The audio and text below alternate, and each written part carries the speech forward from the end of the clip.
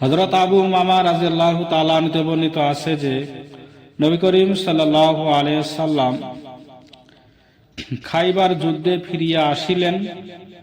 তাহার সঙ্গে দুইটি গোলাম ছিল।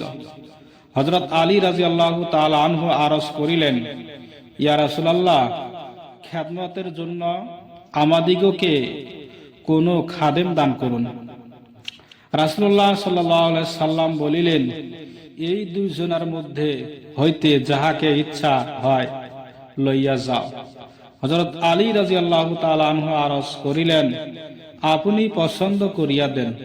নবী করিম সাল্লাল্লাহু আলাইহি ওয়াসাল্লাম একজনের প্রতি ইশারা করিয়া বলিলেন, ইহাকে লইয়া যাও, তবে তাহাকে মারধর করিও না, কারণ খাইবার হইতে ফিরিবার পথে আমি তাহাকে নামাজ পড়িতে দেখিয়াছি, আর আমাকে নামাজীদের মারধর করিতে নিষেধ করা হইয়াছে।